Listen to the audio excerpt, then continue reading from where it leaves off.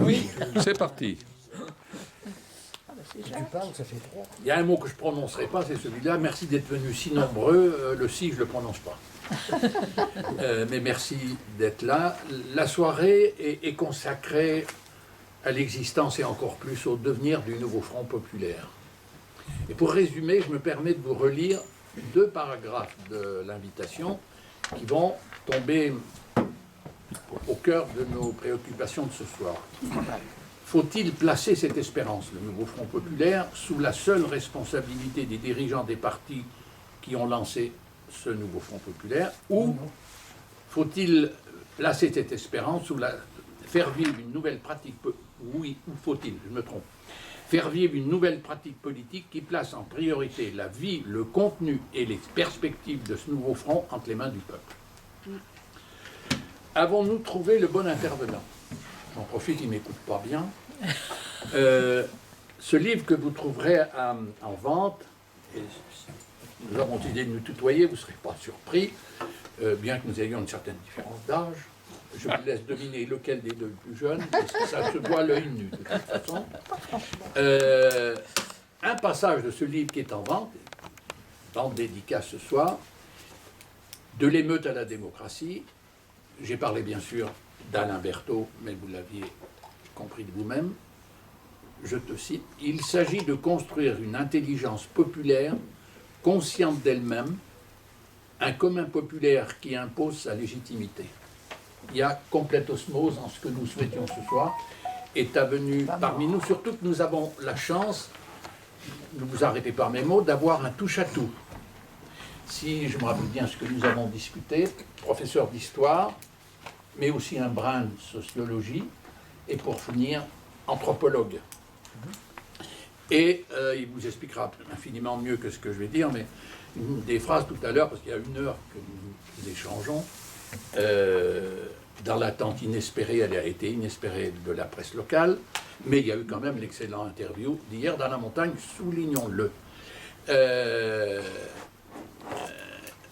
Il n'a peut-être pas gardé, Alain Berthaud, un souvenir impérissable de la sociologie qui consiste à dire « j'ai un sujet à monter, je viens prendre ce qu'il me faut pour le monter ».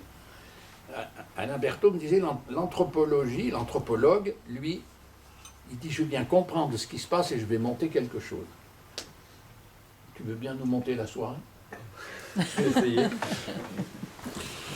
Merci de cette invitation qui me permet notamment de découvrir Montluçon, mais aussi de rencontrer quelqu'un que je connaissais de nom depuis longtemps. La question posée par la soirée est une question chaude, difficile. Qu'est-ce qu'on fait maintenant? Dans un article de Mediapart récemment, je racontais qu'au moment du 2e tour des élections législatives, on était à Avignon, parce que nos députés à Saint-Denis, ils sont passés au 1er tour. Donc on n'a pas eu de soucis. Mais on était à Avignon et on sortait d'une pièce de théâtre et on se demandait quel était le résultat quand même. Donc on commence à regarder le téléphone, on ne trouve pas la bonne application. Et puis d'un seul coup, dans la ville, il y a une sorte de bruissement, puis des cris, puis des applaudissements en terrasse, puis une effervescence, une traînée de poudre, de rire. On a su quel était le résultat. Encore plus à Avignon, où le député sortant RN a été battu par Raphaël Harry. On a là senti quelque chose qu'on savait, qu'on a tous vécu, c'est que cette bataille gagnée, je ne dirais pas une victoire, mais cette bataille gagnée sous la bannière de nos Front populaires a été une bataille d'une mobilisation populaire. Ce n'est pas juste une étiquette là, c'est une mobilisation populaire considérable. De gens qui parfois ne votaient plus depuis un certain temps, s'étaient plus mobilisés depuis un certain temps, et qui étaient là, qui ont quelque part, on pourrait y revenir, imposé la signature de l'accord entre les partis après les élections européennes et la dissolution. Et depuis, qu'est-ce qui s'est passé? Qu'est-ce qui s'est passé de cet enthousiasme? Qu'est-ce qui s'est passé de cette effervescence? Qu'est-ce qui s'est passé de cette volonté de se battre? Depuis, on a l'impression que tout se passe à l'Assemblée nationale. C'est-à-dire quelque chose qui s'est enfermé dans une bulle et que la gestion d'une situation extrêmement grave, parce qu'on est une bataille qui a été gagnée, mais on est loin d'avoir gagné les guerres, comme si la gestion s'était maintenant restreinte à la compétence de quelques-uns, dont on attend, celui-là, c'est bien ce qu'il a dit, mais là on se méfie. Et qu'est-ce qu'on veut faire? Qu'est-ce qu'on veut faire? Pour se mobiliser électoralement, on l'a fait. Mais là, pour gérer cette situation qui est extrêmement compliquée, parce que on voit bien que la force du Rassemblement national, c'est un ancrage profond, dans des zones où ils sont complètement hégémoniques aujourd'hui, que cet ancrage, la situation actuelle ne fait que le renforcer, les derniers sondages le montrent. Donc on est devant la nécessité de se battre à long terme contre cet ancrage, et en même temps, avec la nécessité de réfléchir à très court terme de qu'est-ce qui peut se passer. Alors, je ne pense pas que Macron va démissionner ce soir, hein. Ça c'est très clair, mais des crises gouvernementales, des 49.3, des motions de censure, et peut-être un jour une démission qui ne sera pas le fait de la volonté populaire, mais simplement de ses amis financiers qui lui diront un jour ça suffit comme ça. Ça, c'est dans le très court terme. C'est très compliqué. C'est très compliqué. Or, celles et ceux qui ont aujourd'hui la main sur la stratégie à mener semblent un petit peu déconnectés. La politique, qui est mon objet de travail depuis plus de 40 ans, je la compare un peu à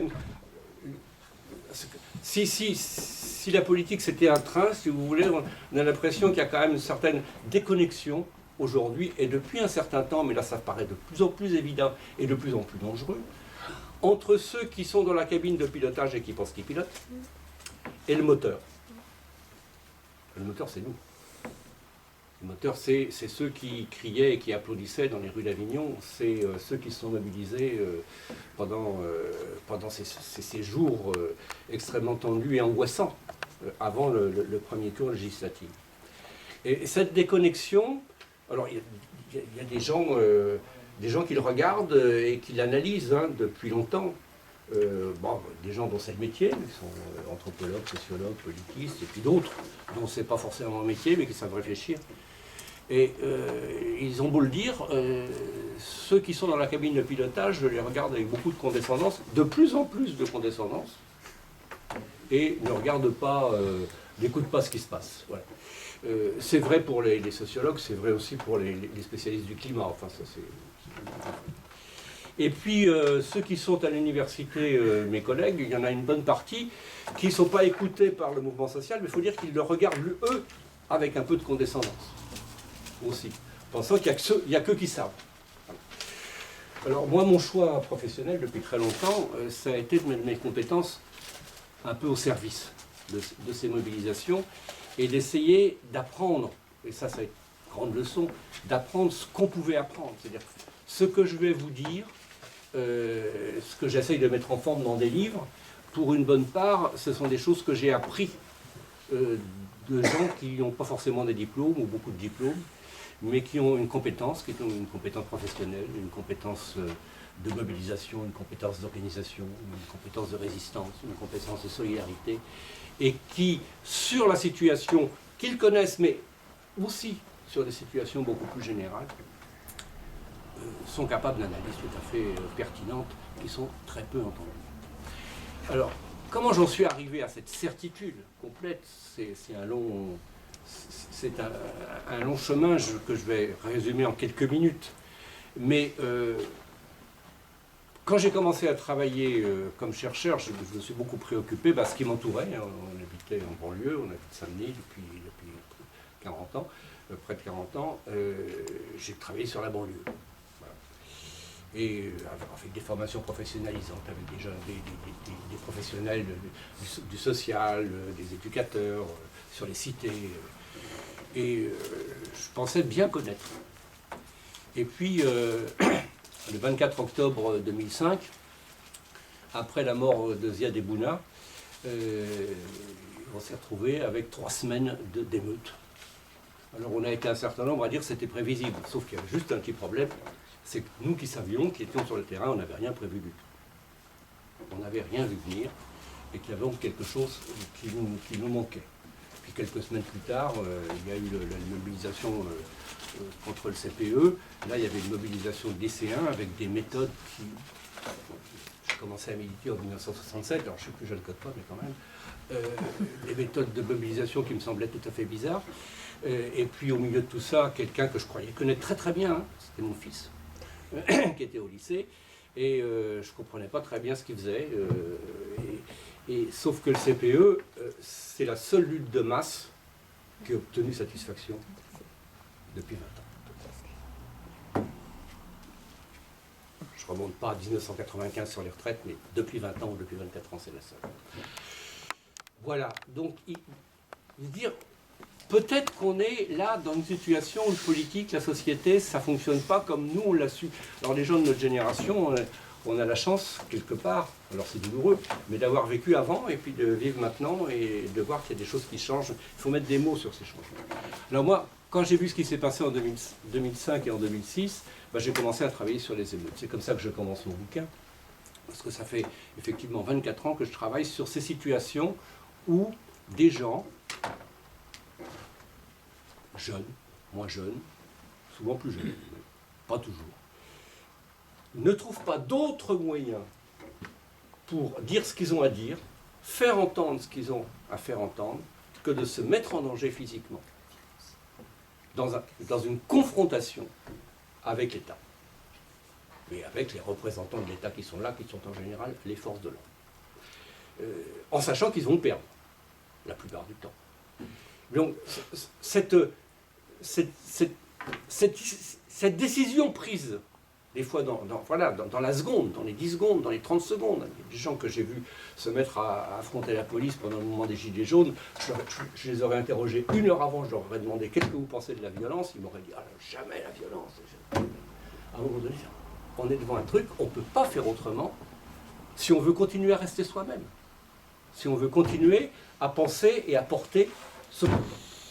Et alors, en regardant les émeutes depuis maintenant une bonne vingtaine d'années, je vais vous dire qu'il y en a beaucoup, je les récolte, je fais, mes enfants et mes petits-enfants savent, papy qui fait les émeutes le matin, regardez sur une gueule, je fais mon catalogue, je les mets en ligne, etc.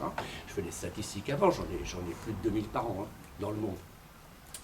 Et en les reprenant toutes, il y a des choses qui sont évidentes, c'est que ces situations petites ou grandes, où des gens se sont mis en danger, portent des exigences qui sont des exigences fondamentales sur la vie. D'abord, le nombre d'émeutes et de grands mouvements après la mort d'un jeune tué ou soupçonné tué par la police. En France, 2 fois de façon large, 2005, 2023. Aux États-Unis, sur le territoire national, 2 fois 2012, 2013, 2020, George Floyd. En Grèce, 2008. Ça donne, en Angleterre, après la mort de Mark Dougan, en 2011, à chaque fois, des mouvements qui portent la colère à l'échelle d'un pays tout entier, sur la question de la valeur de la vie. Il faut que la valeur de la vie soit la même pour tout le monde. Voilà. Un axe. Deuxième axe des émeutes, il y en a eu sur la vie chère. Alors il y en a eu récemment à la Martinique, il y en a eu dans le monde entier en 2008. Alors, je ne sais pas si vous vous souvenez, la crise immobilière et financière aux États-Unis. Du coup, il y a plein de capitaux spéculatifs qui se sont rapatriés sur les céréales. Du coup, le prix des céréales a monté dans le monde entier et il y a eu les émeutes de la faim partout. Mais c'est aussi les émeutes, ce sont les émeutes de la survie. Il faut qu'on ait de quoi vivre. Même chose au moment du Covid, où les mesures de confinement ont été un drame de survie dans les grandes villes du tiers-monde, où l'essentiel des revenus des habitants, c'est le travail informel. Alors vous confinez tout le monde, travail informel, s'il n'y a pas de télétravail. Voilà. Travail informel, commerce informel, etc. Ça, voilà. Deuxième grand axe d'exigence qui ne peut trouver comme débouché massif à un moment donné que cette confrontation. La démocratie. La démocratie. 2011, qu'on a appelé le printemps arabe. Les gilets jaunes. Mais les gilets jaunes en 2019,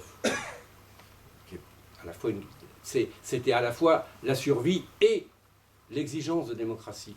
Mais il n'y a pas qu'en France. Il y a un journaliste qui avait inventé une expression, c'est la gilet jaunisation du monde. Il y a 25 pays qui ont connu des mouvements, et des mouvements forts et violents, la même année. Au Soudan, à Hong Kong. La démocratie, c'est aussi l'Ukraine en 2013. Troisième grand axe.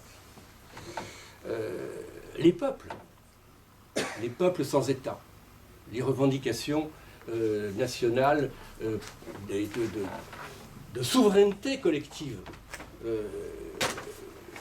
Le Népal en 2008, les Ouïghours en Chine en 2009, et la Palestine. Et je ne parle pas de quelque chose que les journalistes français ignorent totalement, c'est le Cachemire indien, où il y a eu une année entière d'émeutes. Et ils ont perdu.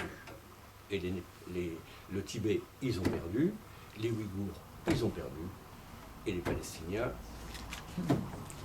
non, ça fait 4. 5. Et la question du patriarcat.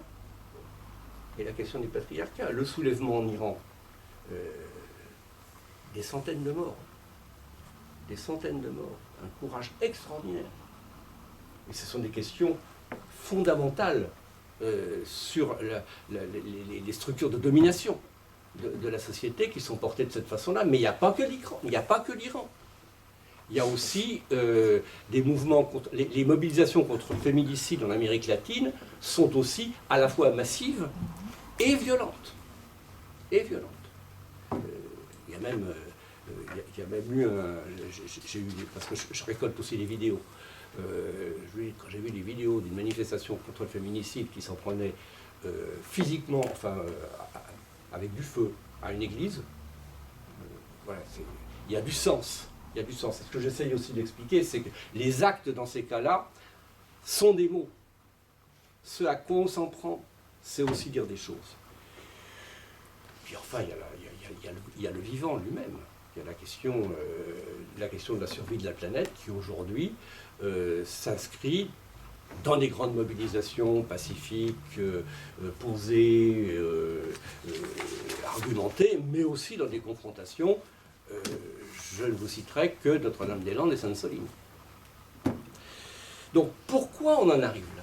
Parce que c'est quand même il y a une densité de soulèvements et de multiplication d'émeutes locales sur ces 20 dernières années qui ne peuvent s'expliquer que parce qu'il y a quand même, au niveau mondial, et quel que soit le régime constitutionnel, des pouvoirs qui ne veulent plus rien entendre. Donc ça m'a amené à travailler là-dessus. Voilà, on est arrivé peut-être là à la phase ultime, à la phase conclusive d'une logique de pouvoir dans le capitalisme, qu'on appelle le néolibéralisme, mais quand on dit le néolibéralisme, on pense économie, société, mais il y a un pan politique au nouveau libéralisme. Un pan politique qui a été fondé il y a 50 ans. Et on aurait dû regarder. Alors on a un peu regardé il y a 50 ans. Vous savez, le livre qui s'appelait La crise de la démocratie, un rapport de la trilatérale, qui a été notamment écrit par plusieurs personnes, dont un sociologue français, Michel Crozier. Il y avait eu une critique, il y avait eu pas exactement une traduction, parce qu'ils n'avaient pas eu le droit, mais les éditions sociales avaient fait un livre là-dessus en 1973, sur la crise de la démocratie. Mais c'est dit textuellement dans ces rapports. Après les mouvements sociaux des années 60, notamment 68, après les mouvements de libération nationale contre la colonisation, c'est plus possible de continuer comme ça. Il y a un problème, les peuples en veulent trop. De quoi? Trop de quoi? De pouvoir. Il faut restreindre la démocratie. Et, je passe les détails, mais immédiatement, quelques expériences nous balisent à peu près ce que c'est que cette stratégie politique du nouveau libéralisme. Pinochet en 1973. Un des aspects de la dictature de Pinochet, c'est la constitutionnalisation du marché. C'est-à-dire qu'on met le marché dans la Constitution. Alors là, ça s'est fait, ce qui prouve bien que c'est totalement compatible, le néolibéralisme, avec la dictature la plus sanguinaire. Mais là, on met le doigt dans quelque chose qu'on a vu ailleurs. Parce que quand je dis, quel que soit le système, la constitutionnalisation du marché, c'est aussi l'Union européenne. On met le marché comme règle de vie de base, fondamentale. Deuxième expérience, on refuse toute négociation sociale d'ampleur. Et on donne des leçons. Ça, c'est 10 ans plus tard, 86, Thatcher. La grève des mineurs. Thatcher qui dit, mais la société, ça n'existe pas. Ça n'existe pas, la société. Il y a des gens, il y a des salariés, il y a des chômeurs, la société, ça n'existe pas.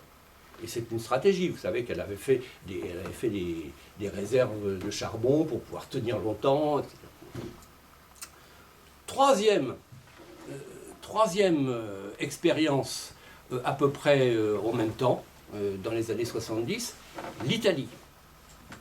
L'Italie, là, face à un mouvement social en grande partie autogéré, le mouvement d'autonomie ouvrière, qui tenait des grands combinats industriels, pendant 10 ans, ce qu'on a appelé les années de plomb, la stratégie du pouvoir et du capital italien, ça a été la guerre civile. Ça a été de commanditer l'extrême droite pour faire des attentats de masse, ce que ne faisaient pas les Brigades Rouges, ils ne faisaient pas d'attentats, ils faisaient des attentats, mais ils ne faisaient pas des attentats de masse. Et du coup, l'adoption de lois d'exception, et mettant de lois d'exception qui sont, comme toutes les lois d'exception, un jour devenues ordinaires. Le destin de toute loi d'exception, c'est un jour de devenir ordinaire, c'est-à-dire de réduction des libertés publiques au nom de la lutte contre le terrorisme. Donc le troisième axe, c'est il y a un ennemi intérieur et il faut des lois exceptionnelles pour combattre cet ennemi intérieur. Voilà. Constitutionnalisation du marché, plus de compromis social, un ennemi intérieur. Ça, c'est ce que j'appelle le triangle de fer du néolibéralisme autoritaire, qui s'est mis en place avant l'an 2000, qui est arrivé un peu en retard en France, mais maintenant on est bien dedans, et qui a été mondial. Alors ça a des conséquences. D'abord, plus de compromis social. Le capitalisme d'avant, le capitalisme usinier, il avait besoin des ouvriers de la productivité pour faire du profit. Là, la tendance du capitalisme, c'est de s'affranchir de cette contrainte d'avoir des ouvriers en bonne santé, bien payés, heureux dans leur vie et consommateurs pour pouvoir fonctionner. Ils sont pauvres, ça fait rien, ils vont s'endetter. Parce qu'on parle de la dette des États, qui représente en gros 75% du PIB mondial, mais la dette privée dans le monde, c'est 220% du PIB mondial. Et du coup, on a des gens pauvres qui sont endettés et les dettes deviennent des obligations cotées en bourse et source de revenus. Donc on s'en fiche pas mal que vous soyez pauvre. Au contraire, continuez. Pas de compromis social. Ça a une conséquence considérable politiquement. C'est que ça ferme complètement l'espace politique à la social-démocratie. Parce que s'il n'y a plus de compromis social syndical, il n'y a plus de compromis social politique. Et la social-démocratie s'en est sortie en faisant du social-libéralisme, c'est-à-dire en acceptant finalement cette contrainte. La deuxième conséquence, c'est un peu plus difficile à appliquer, mais ils y arrivent très bien, c'est le consentement populaire non plus ne se négocie pas. C'est-à-dire là, il n'y a plus d'espace pour la droite républicaine. Car à la limite, on voit bien, il n'y en a plus qu'un d'hommes de droite républicain en France. Vous le connaissez tous, c'est Dominique de Villepin. Mais les autres, ils sont tous sur la thématique d'extrême droite.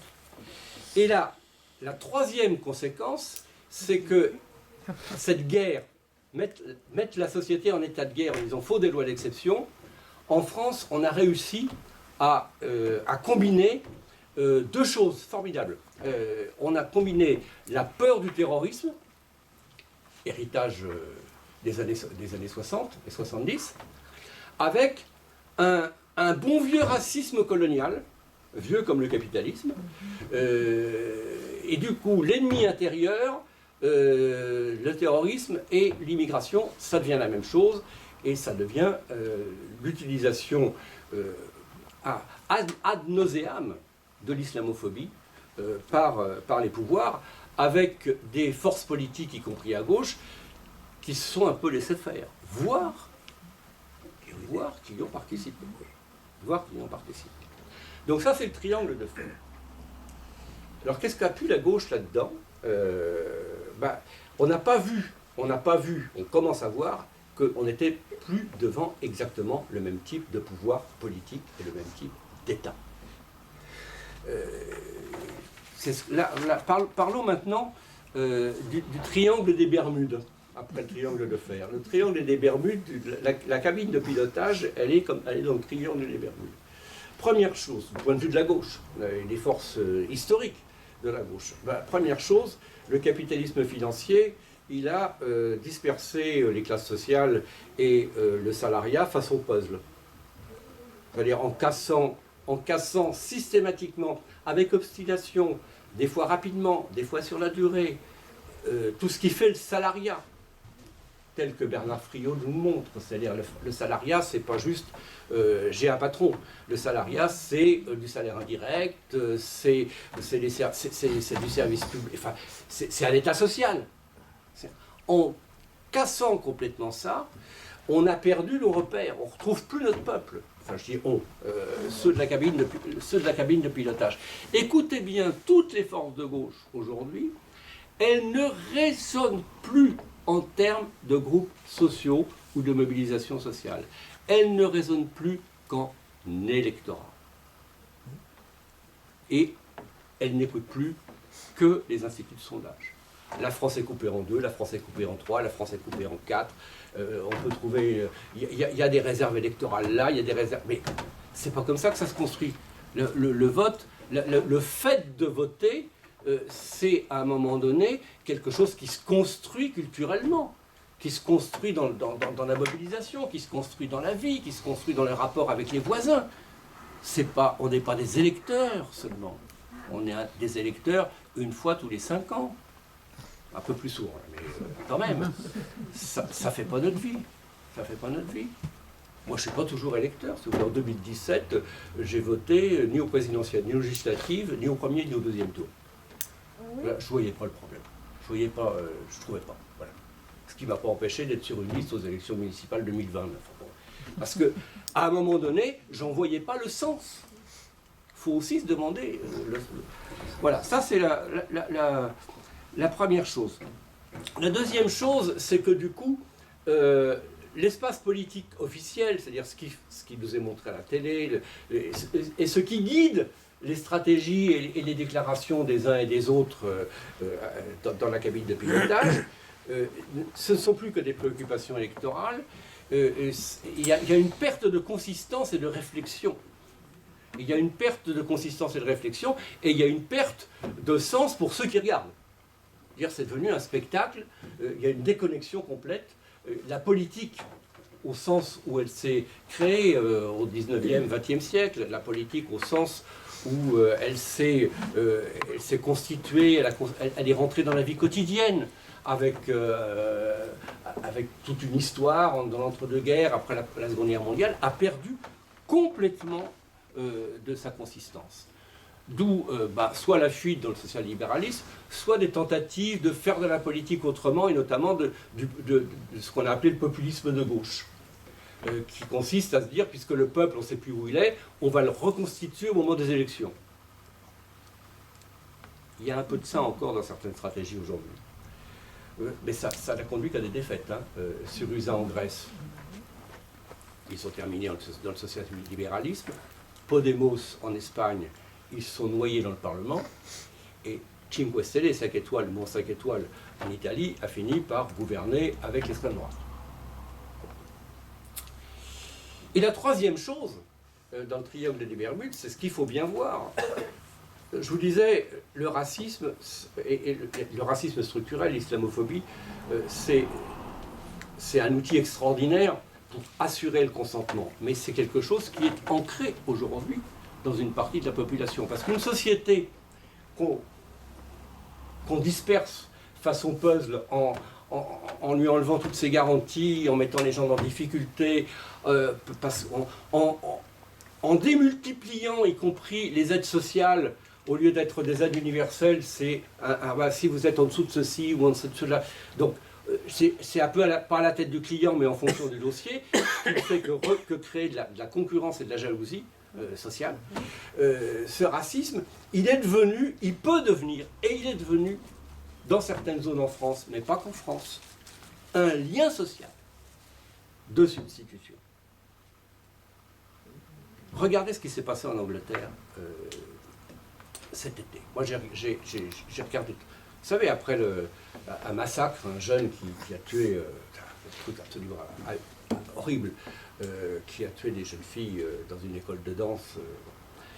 D'un seul coup, il y a eu un mouvement, mais ça a touché une vingtaine de villes en Angleterre pendant une bonne semaine, un mouvement de masse attaquant les mosquées et les hôtels de demandeurs d'asile du pogrom, d'un seul coup. Alors, vu de l'extérieur, on dit c'est l'extrême droite, c'est comme en France on a connu ça, Crépol. Non, si vous regardez bien les vidéos, vous voyez, et puis si vous lisez les articles dans la presse anglaise, vous apercevez que c'est des émeutes en famille.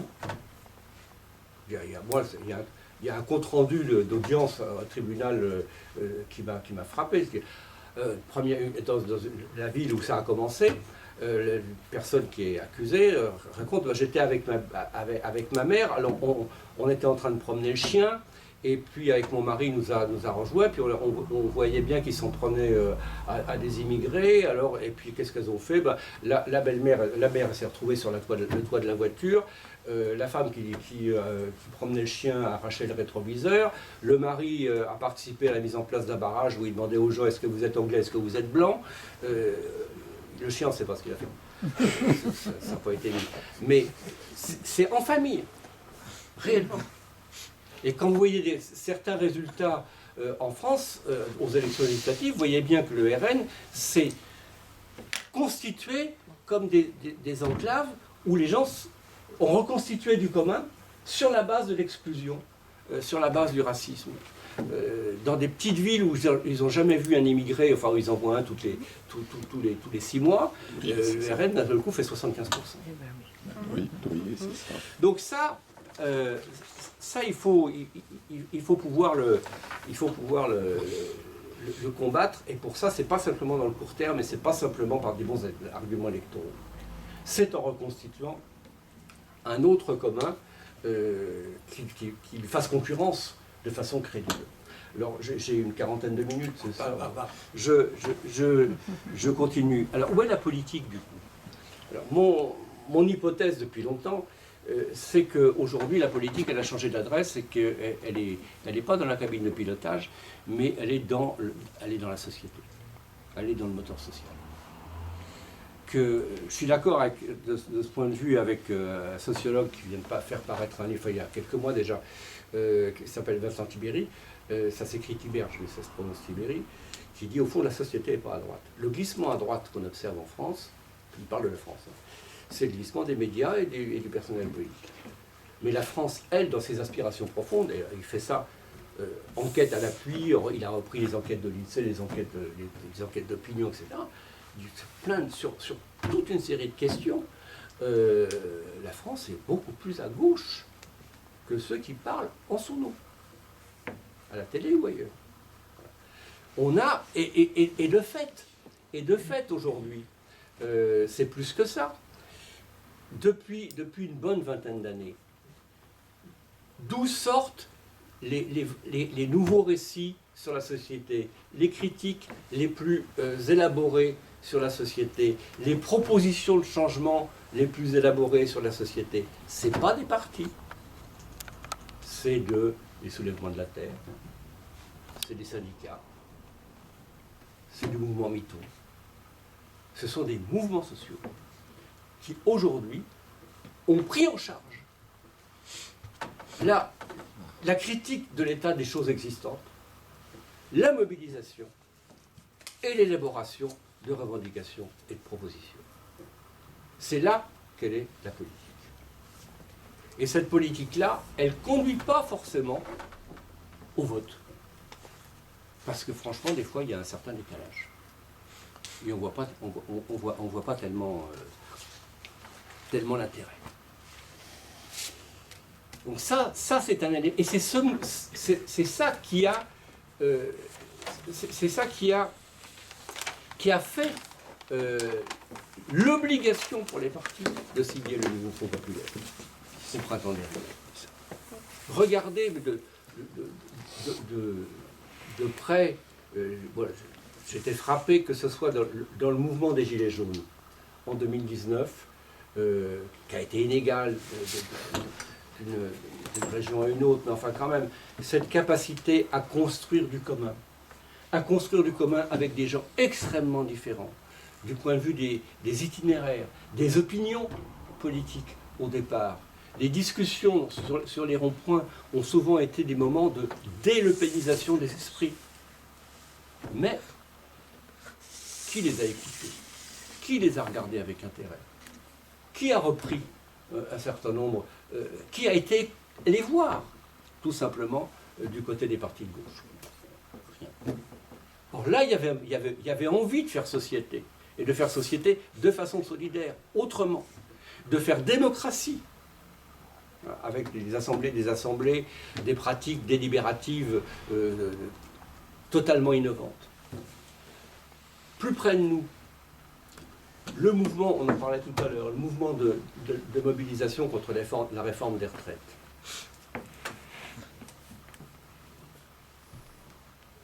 Il y a le nombre, mais il n'y a pas que le nombre. Ça a été exceptionnel du point de vue du nombre. On n'a pas eu de mouvement, on n'a pas mis autant de gens dans la rue sur aussi longtemps. Très souvent, quand même. Mais moi, ce qui nous a frappé en région parisienne, parce qu'on est resté en région parisienne, c'est que dans ces mobilisations, dans ces manifestations, malgré la dureté de la bagarre, malgré quand même l'angoisse que cette réforme passe, et elle est passée, il y avait de la joie. Il y avait une joie d'être ensemble dans des défilés, dans des cortèges extrêmement variés. Si vous voulez, il y avait un cortège de cyclistes à côté de la CGT, un cortège LGBTI, un syndicat de police, un Bignou, des Black Blocs, tout ça avec une grande, plus qu'une grande tolérance. avec le sentiment de faire quelque chose, de faire peuple, de faire société, de faire commun dans la bataille. Mais qu'est-ce qu'on en a fait de ça? Qu'est-ce qu'on en a fait de ça? Rien. Enfin, en tout cas, pas dans la cabine de pilotage. Voilà.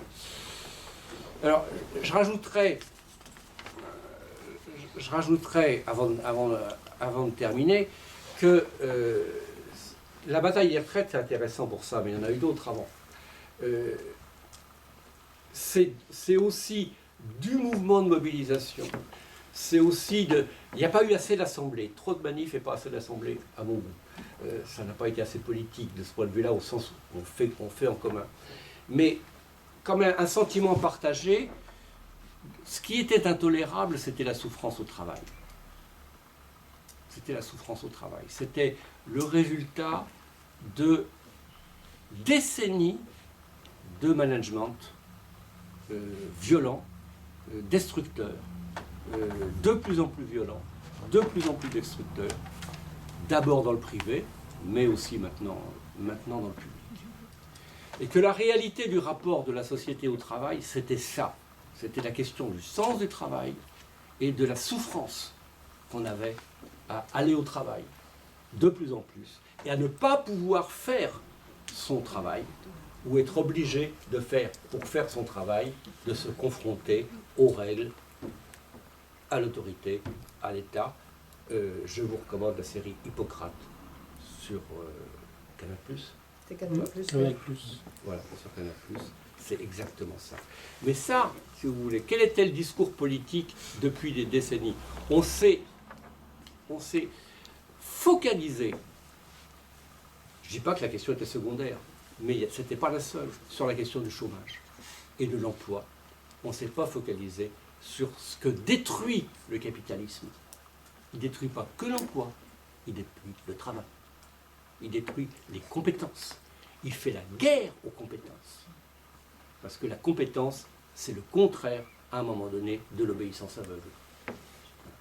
Et cette richesse de compétences-là, c'est ça qui fait la force, aujourd'hui, de tout peuple qui s'oppose à cette violence, qui est à la fois une violence politique et une violence économique. Cette compétence, elle est partout. La politique, à mon sens, consisterait, entre autres, à lui permettre de s'exprimer, de se légitimer, de pouvoir se faire entendre, mais de pouvoir, pas simplement, d'alimenter la discussion de spécialistes. Il y a une autonomie de cette compétence. Et pour faire l'autonomie de cette compétence, il y a besoin, à un moment donné, de fermer les portables, de fermer la télé, et de se parler physiquement, de constituer physiquement. La question du corps dans la politique, elle est importante, la question de la présence, du rapport au corps. C'est pour ça que je termine mon livre en disant maintenant il y a besoin d'assembler. Et je dirais que, je vais terminer par là, plus que jamais, il y a besoin d'assembler. À Saint-Denis, après avoir parlé du monde, sur Saint-Denis, on a constitué un comité de nouveau Front Populaire avant le premier tour des législatives. Et on a tenu à le faire de façon sociale, enfin dans le mouvement, dans le moteur, et pas dans la cabine de pilotage. C'est-à-dire que, alors bien sûr, quand on a commencé à en parler, il y avait des représentants de LFI, des représentants du Parti communiste, du NPA, non, les socialistes, non. C'est autre chose. À Saint-Denis, c'est autre chose. Mais on a dit, mais attendez, il y a les syndicats, il y a le comité de lutte contre la suppression des bus, il y a le comité de soutien aux travailleurs sans papier, il y a le DAL. Voilà. Il faut que tout ça, ça en fasse partie. À égalité de légitimité. Donc on l'a constitué comme ça. C'est devenu, en tout cas, assez rapidement, tout l'été, ça a été une réunion par semaine. Puis on a continué une réunion par semaine encore au mois de septembre, maintenant c'est tous les 15 jours, mais ça a été du coup véritable carrefour des luttes locales. Ou des luttes, je vous en ai cité quelques-unes, qui fonctionnaient, ont pu se raccrocher à d'autres, parler à d'autres, voilà. Prendre de la force et prendre un sens politique. Mais aujourd'hui, on est confronté à des représentants des partis qui, eux, sont aussi branchés sur la cabine de pilotage et sur les échéances électorales. Et qui ont du mal avec une structure unitaire qui leur échappe un peu. Raison de plus pour la faire vivre. Et raison de plus aussi, peut-être pour la faire vivre plus que comme carrefour des luttes locales, mais comme aussi espace de débat sur les enjeux nationaux. Donc nous avons réuni, non sans difficulté, diverses. Samedi dernier, un forum d'une centaine de personnes avec des représentants de toutes ces luttes dont je vous parle, des gens qui étaient intéressés, et nos deux députés. Mais nos deux députés n'étaient pas à la tribune, enfin, pas comme intervenants principaux. On a tenu à ce qu'ils soient là pour qu'ils écoutent, mais aussi pour qu'ils parlent, pour qu'on échange entre la cabine de pilotage et le moteur. Parce que la reconnexion entre la cabine de pilotage et le moteur, c'est pour ça que c'est le titre du livre, c'est ce qu'on appelle la démocratie. Et ça, on en a besoin. On n'en a pas besoin comme objectif, on en a besoin comme mode d'action, comme pratique, comme mode de rassemblement et comme construction collective du commun. C'est la seule façon, à mon avis, de battre la force aujourd'hui du Rassemblement national. Vous m'avez dit 40 minutes, ça va. 30 secondes. Alors, j'ai un petit problème, c'est pour filmer. Je ne sais pas s'il est souhaitable qu'on filme les intervenants. Par contre, il faudra parler un peu fort quand vous interviendrez. Je verrai votre réaction sur le visage d'Alain. Alain vient de brosser un tableau général, d'inventer 2 nouveaux mots politiques auxquels nous devons nous familiariser, la cabine de pilotage et le moteur. Mais derrière cette appellation, donc, on peut toujours discuter, mais combien c'est significatif. Si nous en parlions, et je suis de ceux, mais je n'influe pas sur vous, je souhaiterais surtout qu'on parle du moteur. Allez-y.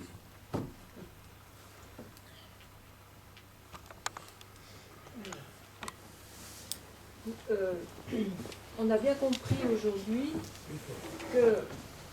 qu'ils ne veulent plus éduquer nos enfants puisqu'on est en train de mettre à bas l'éducation nationale, qu'on n'a plus besoin de gens en bonne santé, on met à mal l'hôpital et la santé, donc ça rejoint exactement ce que vous nous avez dit, ils n'ont plus d'ouvriers en bonne santé, heureux, surtout pas, de toute façon on ne les soigne plus, donc voilà, on est dans un désert médical ici, on connaît bien les choses.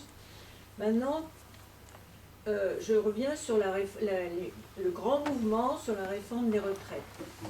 Moi, ce qui m'a beaucoup frappé, c'est quand même que les syndicats ont pris le commandement, mais ils n'ont pas voulu justement faire cette ouverture, alors que c'était un fabuleux mouvement, en effet, où les gens étaient heureux de se retrouver, heureux de manifester, enfin, il y avait de la joie dans ces rassemblements, c'est vrai, et puis de l'envie de faire ensemble, et les syndicats ont verrouillé. Donc je pense, ils ont verrouillé au sens où aucun appel à aucun mouvement différent, je pense au mouvement MeToo, mais il y a d'autres, égalité hommes-femmes, etc. Ils auraient pu avoir justement plus de force avec cette ouverture. Au contraire, je trouve qu'ils ont fermé les choses. Ils se méfient de ce qu'ils appellent la politique, alors que quand on est un syndicat, on fait de la politique, il me semble. Donc je veux dire, ces scissions qu'on a dans notre tête, on est au syndicat à un moment, ensuite on est peut-être dans un parti politique, après on est peut-être dans un mouvement, et j'ai envie de penser que, et c'est peut-être ce que vous faites à Saint-Denis, c'est voilà, se mélanger pour construire une force un peu plus dynamique et un peu plus réjouissante. Autant le mouvement sur la retraite était fabuleux, Alors quand vous dites, et là je vous interroge, qu'est-ce qu'on en a fait? Qui est le on? On y va, on continue, et, parce que il vous faut répondre, s'il y a une autorité, il faut répondre à Mireille. Excuse-moi, il n'y a pas qu'Alain, c'est le débat, c'est entre nous. Oui, oui, Mais nous avons la force de son raisonnement qui vient en appui. Allez-y, réagissez sur ce qu'elle a dit ou sur toute autre chose. François, vas-y. T'es chez toi ici. Ah bon, je savais pas, c'est grand alors. Donc, par rapport à, enfin, c'est une question par rapport à ce que vous avez dit à un moment donné sur l'extrême droite, quand vous parliez des villages où ça pouvait atteindre 75%. Et il me semble que vous avez dit, mais vous allez corriger, que l'extrême droite fabriquait du commun. Ça m'a quand même pas mal surpris, parce que ça m'intéresse, parce que pour moi, la grande question, enfin, il n'y a pas que celle-là, une des grandes questions, dont à gauche on ne veut pas trop parler, c'est cette montée phénoménale du vote Front National, enfin Rassemblement National. À Montluçon, entre 2022 et 2024, parce qu'il faut regarder les voix quand même, hein, ils ont doublé le nombre de voix. Donc 2022, c'est quand même les élections majeures, présidentielles, législatives. Là, cette fois, ils ont doublé le nombre de voix. Sur un type qui est une véritable chèvre, c'est-à-dire qu'il est complètement inconsistant, il n'est pas enfin, je vais être vulgaire, mais bon. Donc, c'est pas lui qui fait du commun. C'est pas les réseaux qu'ils ont qui font du commun. Il n'y en a pas. Enfin, ou alors, c'est vraiment, ils sont forts, hein, parce qu'on les voit pas. Mais ils doivent être forts quand même. Et moi, je trouve qu'il faut toujours, non pas respecter l'adversaire, parce que ça, c'est le vrai adversaire. Mais c'est au moins comprendre ce qui se passe. Et donc, vous apportez un éclairage que j'ai jamais entendu, mais j'ai peut-être mal compris. Voilà. Je propose qu'on y aille tout de suite avec toi, si tu veux bien, parce qu'on n'a quand même pas tout à fait de questions mineures. Alors, qui c'est le on? Alors, qui est le on? Ben, je me mets dedans. Collectivement, il a manqué quelque chose. On peut reprocher aux syndicats d'être restés sur le plan syndical. En même temps, l'unité syndicale, elle a permis l'inclusivité totale des manifestations. Je pense qu'on n'aurait jamais eu l'ampleur sans cette unité.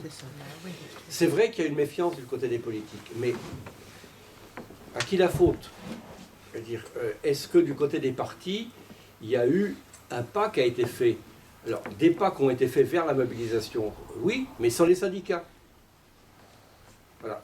Est-ce qu'il y a eu un pas pour construire un discours commun et pour construire des perspectives communes? Ça aurait été la bonne occasion pour construire les bases d'une unité style Nouveau Front Populaire.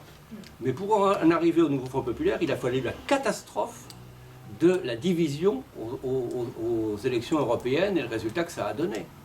Il a fallu qu'il y ait la leçon de la vie. Voilà. Ça n'a pas été fait. Et puis il nous a manqué quelque chose. Mais ça, c'est pour ça que je prêche pour ça partout où je peux. Je me rappelle du mouvement de 95. Dans le mouvement de 95, il y a quelque chose qui était étonnant, c'était et puis d'autres mouvements, c'était les assemblées, à Saint-Denis en tout cas les assemblées interprofessionnelles le matin. Il y avait un moment où on ne faisait pas que défiler, où on discutait ensemble de la situation et des perspectives. Et ce moment-là, on ne l'a pas eu pendant la mobilisation des retraites. À qui la faute? À tout le monde. Je veux dire, voilà. Je ne vais pas dire que c'est à cause des autres, hein, voilà. Mais en même temps, on ne l'a pas eu. On ne l'a pas eu. Et par contre, on a de nouveau eu les assemblées interprofessionnelles après la dissolution. Ce qui prouve bien qu'il y avait quand même de la politique dans les têtes. Voilà. Et qu'il y avait c'était pas. Voilà. Je trouve que ça. Le problème, c'est que cette dissociation entre le politique et le social, on voit bien aujourd'hui que les organisations politiques, elles pensent être les seules détentrices de la stratégie. Et inversement, les syndicats s'en délaissent. Voilà. Et les mouvements, un peu. Voilà, on a un petit problème. Ça, voilà le on. Le on, c'est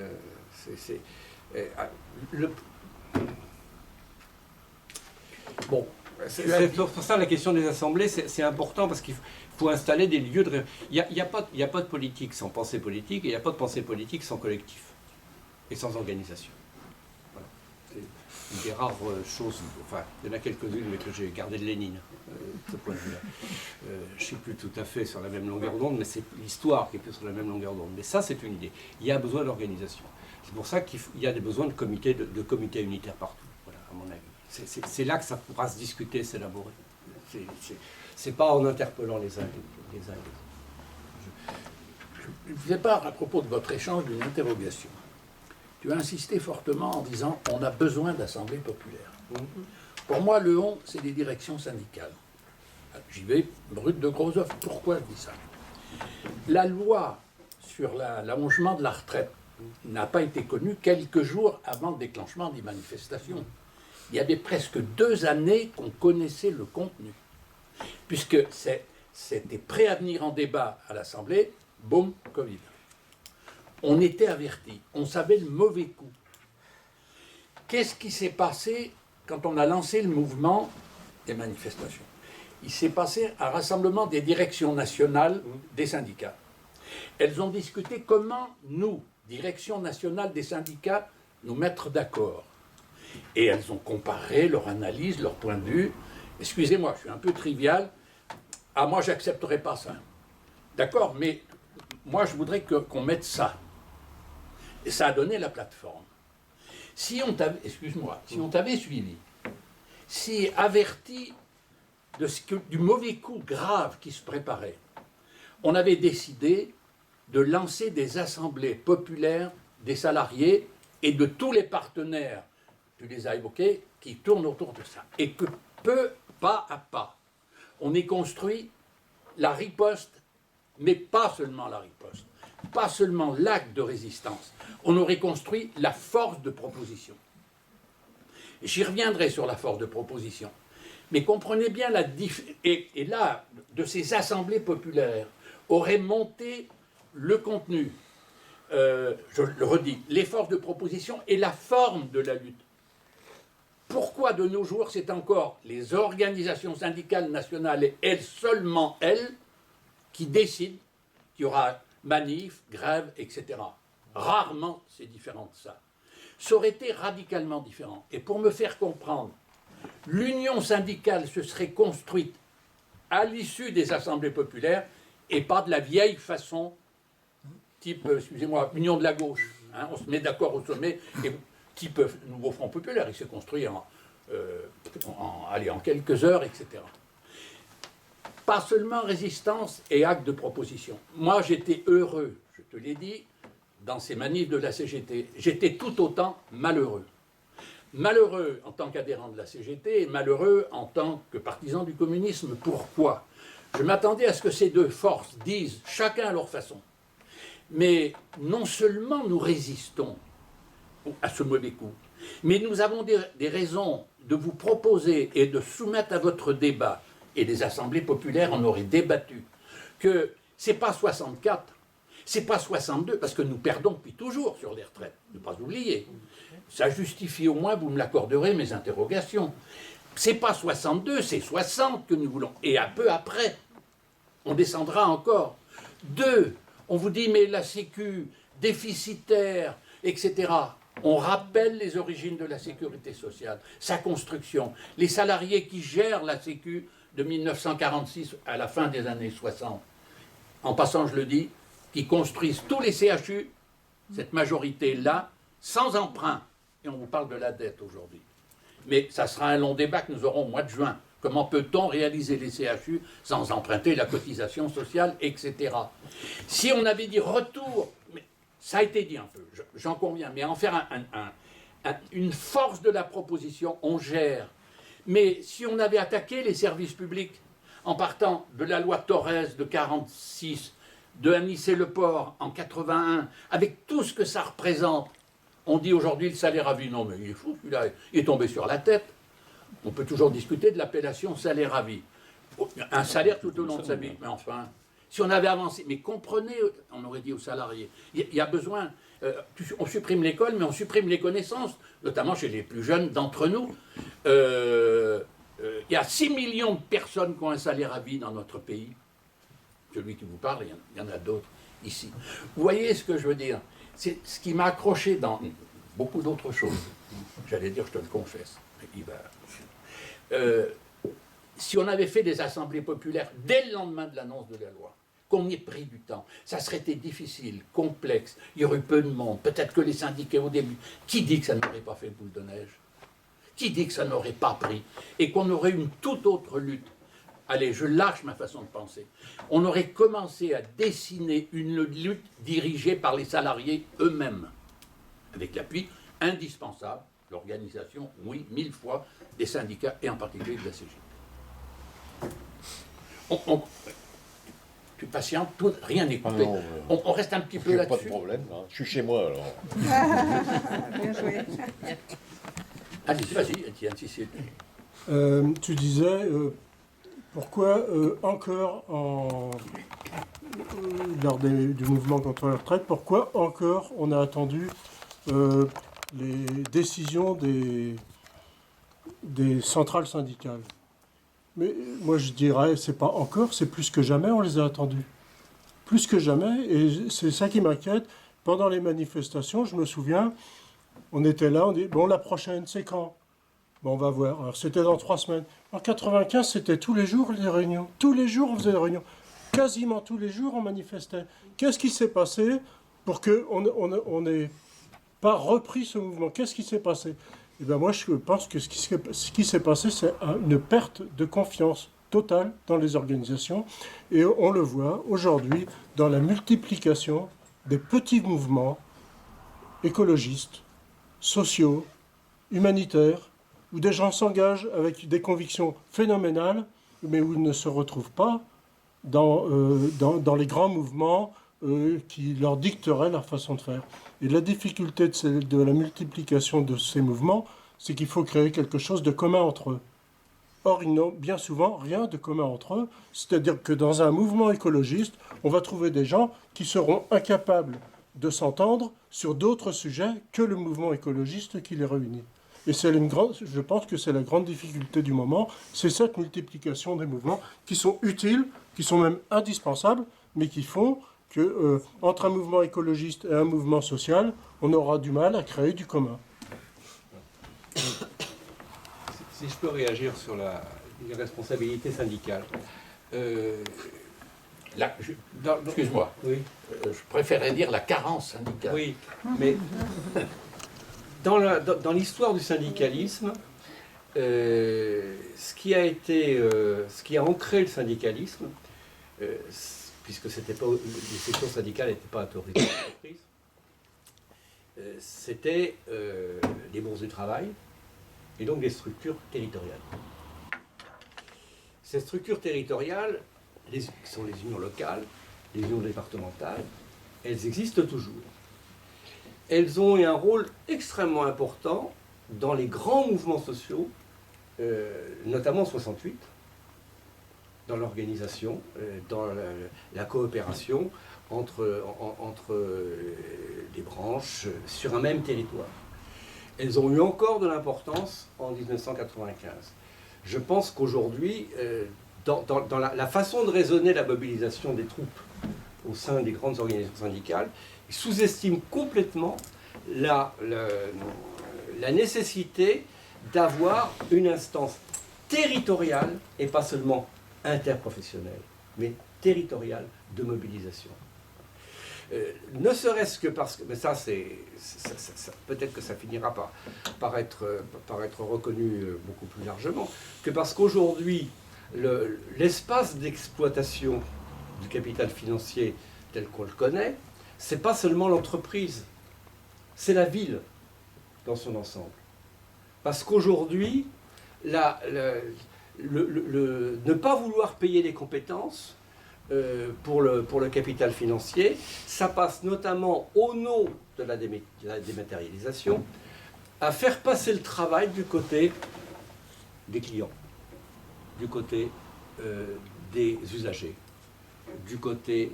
Mais oui, les caisses automatiques, c'est vous qui faites le boulot, mais c'est la direction de Casino de Carrefour qui fait des économies de salaire.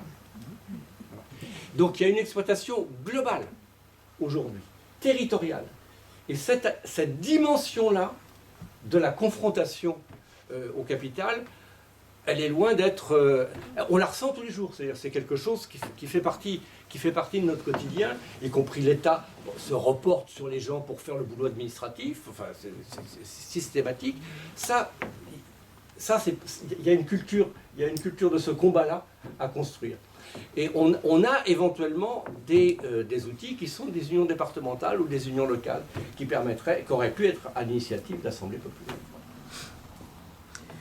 Oui, alors moi, je suis à la CGT. Je pense que l'unité syndicale n'était pas la bonne solution. La bonne solution, c'est l'unité d'action. C'est important. Je m'explique. Dans ma boîte, il nous arrivait d'appeler la CGT seule à un mouvement et on emmenait 80% de grévistes. Et il nous arrivait, alors pas toujours, mais il nous arrivait d'avoir toutes les étiquettes syndicales et le mouvement faisait plouf. Donc voilà, ça ne veut rien dire. C'est le travail à la base qui compte. Et ça, pour les retraites, on a oublié ça. On a oublié ça. Et il y a une deuxième erreur, à mon avis, c'est qu'on a calqué les manifestations, et même y compris les assemblées s'il y en a eu, sur le calendrier parlementaire.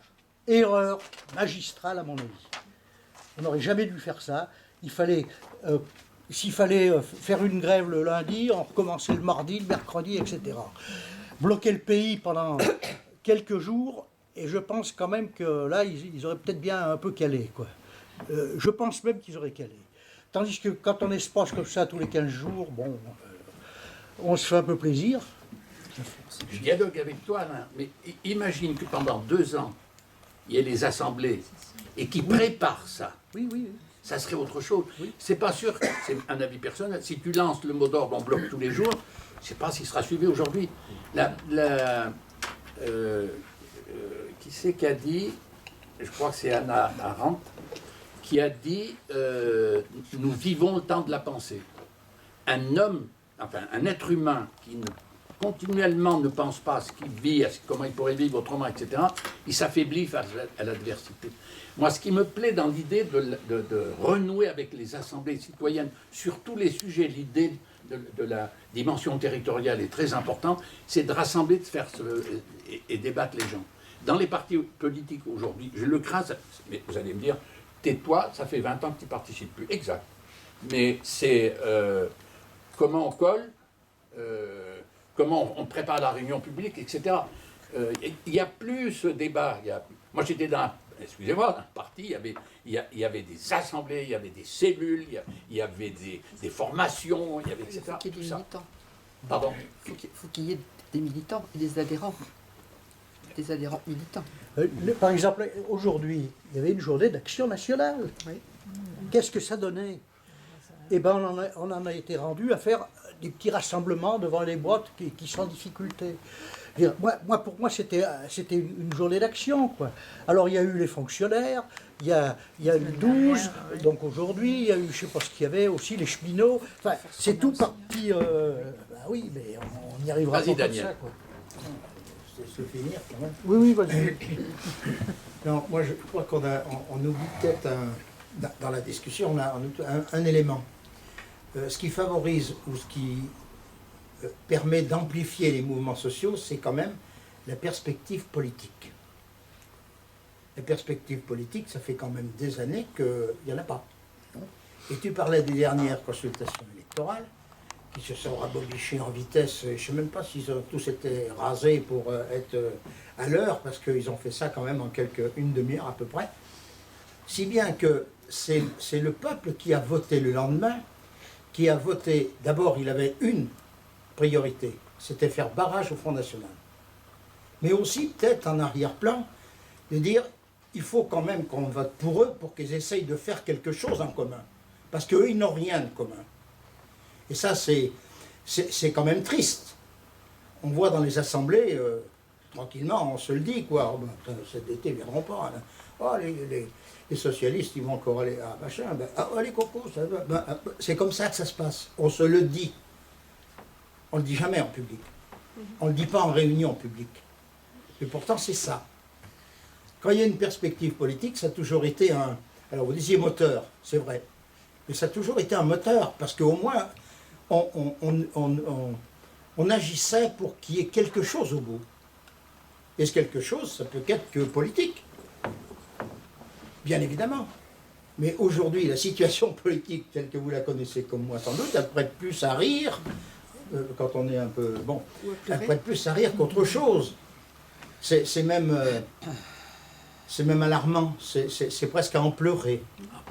Parce que, franchement, on ne pensait pas qu'on arriverait dans cette situation-là. Cette situation où quand même un grand démocrate comme Macron, qui va aujourd'hui réunir les forces qui jugent raisonnable pour supprimer le droit de censurer. Comme si la censure, ça n'était pas un élément démocratique absolument important. Quand il n'y a pas moyen de censurer, moi je sais pas, moi ça s'appelle une dictature. Non. Oui, oui.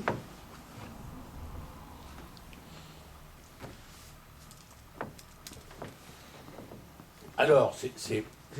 Attends, je vais faire la liaison avec ce qu'a dit François. Parce que moi, j'ai vécu les Gilets jaunes à Doyer, sur le bassin minier, qui regroupe 7 communes, qui sont tous dans le 0370.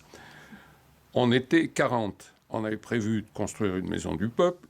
On a participé. Non, on n'a pas été à Commercy. On a été à Saint-Nazaire, avec des mandats impératifs, bon, etc. Donc, on a participé à ce genre de choses. Bon. Et c'est tombé en déliquescence, etc., parce que les gens ont vu pas de résultat. Pourquoi on parlait des syndicats? Pourquoi les syndicats ont été si méfiants vis-à-vis de ce sujet? Ça, il faudrait l'analyser. Hein. Pourquoi? Est-ce que c'est pas parce que... Ah non, c'est nous qui commandons, hein, les mouvements sociaux. C'est pas les gens du bas qui commandent. Voilà, c'est ça. C'était ça le fond des choses. Et moi, je voudrais faire la liaison maintenant avec la question de François. Effectivement, à Doyer, où la majorité est Front National, où est-ce qu'ils font du commun? Au bistrot. Ou à l'épicerie, quand le bistrot est fermé.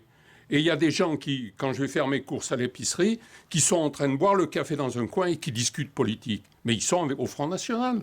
Voilà, c'est tout. Voilà. Et ils font du commun, là. Voilà. C'est tout. Quand même, tu nous as surpris.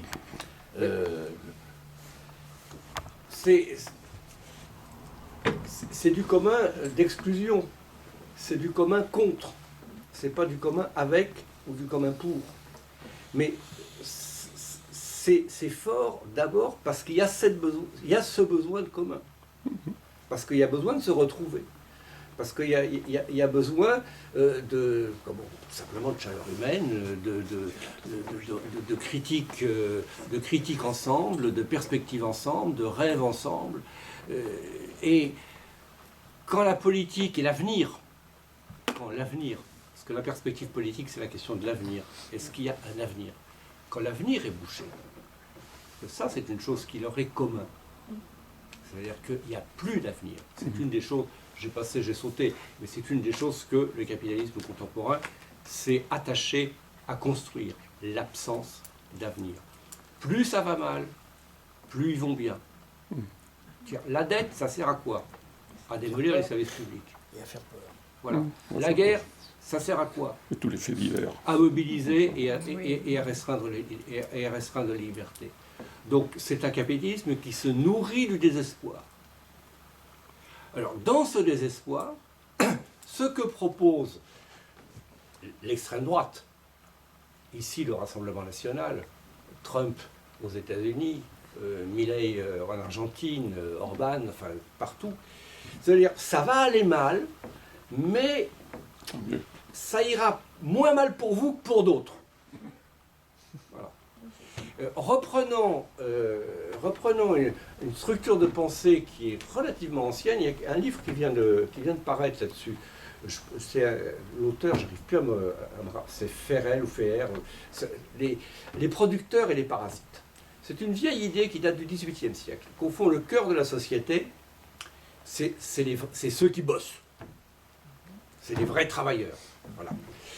Et ceux qui les menacent, c'est les parasites. Alors il y a les parasites d'en haut, mais à la fois les parasites d'en haut, ils ne sont pas très nombreux. Puis ils peuvent rendre des fois ils rendent des services, ils gouvernent, ils emploient, etc. Et puis il y a les parasites d'en bas. Les parasites d'en bas, c'est les cassos. C'est les allocataires. Voilà. Et c'est les immigrés. Et ce qu'on reproche en fait, c'est que les parasites d'en haut financent les parasites d'en bas. Voire même, il y a dans les parasites d'en haut des intellectuels qui soutiennent les parasites d'en bas. La gauche. Voilà. Donc ça permet de construire un substitut à l'imaginaire de classe, qui est un imaginaire qui est l'imaginaire du fascisme. Qui est l'imaginaire du fascisme. Il n'y a pas d'avenir, mais on est dominé, mais on est capable d'en dominer d'autres. Voilà, ça nous donne ça. C'est ça qui fait le commun. Il n'y a pas besoin de réseau. Il n'y a pas besoin de réseau. À Saint-Denis, on était content, il a fait moins de 10%. Ceci dit, il a fait moins de 10%, on se demande si le candidat, il était même au courant qu'il était candidat.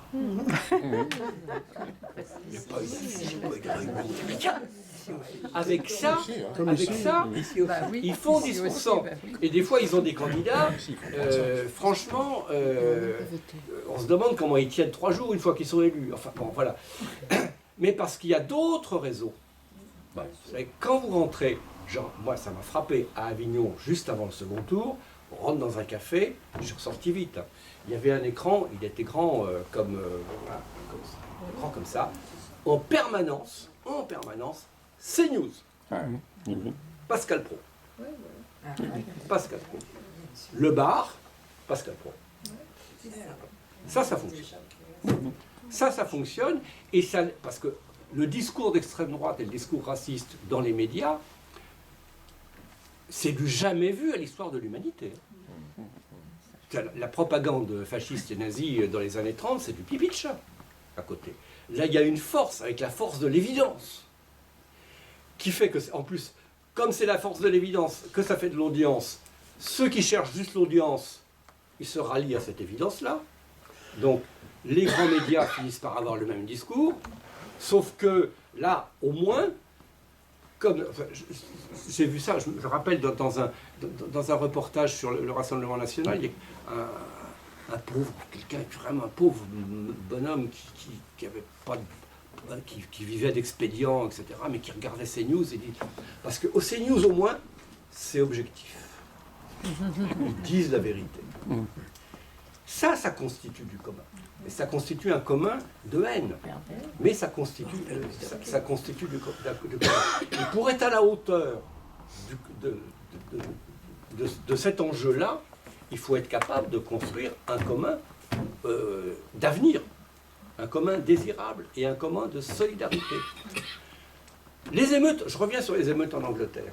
Qu'est-ce qui a arrêté les pogroms en Angleterre cet été ?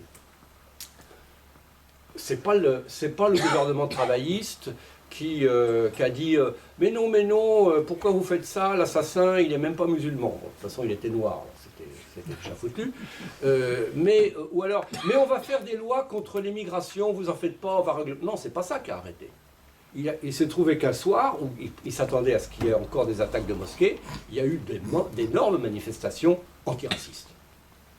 Ça a été net. C'est-à-dire qu'il y a eu une force de l'évidence sociale, d'une légitimité d'une autre parole, qui s'est opposée. La répression policière, pourtant, elle a été rude. Hein. En Angleterre, vous bloquez un pont pour n'importe quoi, vous risquez un an de prison. Mais alors là, l'attaque de bâtiments, ils ont eu la main lourde. C'est pas ça qui les a arrêtés. Ce qui les a arrêtés, c'est une autre force, une autre représentation du commun. C'est la solidarité qui va. Enfin, est-ce que je ne sais pas si vous avez vu The Old Oak, un des derniers. Ken Loach. Un des derniers Ken Loach. Vous avez dans une ancienne ville minière anglaise, sans boulot, les gens au chômage, voilà. âgés, les jeunes sont partis, etc., qui se replient au café sur du discours raciste, etc. Arrivent des réfugiés syriens, notamment des Syriennes, et qui sont d'abord rejetés. Voilà, rejetés. Or, à partir des réfugiés syriens et de leur volonté de construire de la solidarité comme ils savent le faire, parce que eux, c'est une question de survie aujourd'hui, ils redonnent à cette communauté ouvrière qui s'était un peu perdue la fierté de la solidarité. Je ne sais pas si vous avez vu le film, c'est une démonstration extraordinaire. C'est un conte de Noël un peu. Mais je trouve que c'est une démonstration. C'est-à-dire qu'il faut aussi redonner de l'avenir, mais il faut aussi redonner de la fierté collective. Parce que cette haine, elle s'alimente aussi de la perte de fierté collective. Parce qu'on recherche la fierté dans la confrontation où j'écrase l'autre. On peut être fier de la solidarité. C8, Cyril Hanouna, qu'en pensez-vous? On sait exactement le nombre de militants fascistes avérés, puisqu'il y a une pétition pour son maintien qui a réuni 1 million de signatures. Oui, oui. Voilà. Ben, ça fait partie. C'est un prêcheur, fasciste sur les antennes. C'est exactement ce qu'on a. Alors, c'est pas le même registre que Pascal Praud.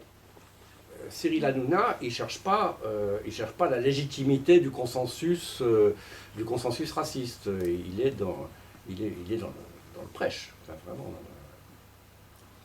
Et dans l'activation de la haine des mauvais penchants. C'est ça, le fascisme aujourd'hui, il n'a pas besoin de partis de masse et de milices comme dans les années 30. Il y a d'autres façons de constituer du discours, de le diffuser et de le faire partager. Allez. Moi, je me demande, par rapport au débat qu'on a, si, comment dire, les termes fascisme, extrême droite, même sur CNews, est-ce que ça porte vraiment? Moi, j'ai pas l'impression. J'ai pas l'impression, donc il faut aussi qu'on se remette en question. Il faut aussi qu'on se pose des questions, parce que la vague monte.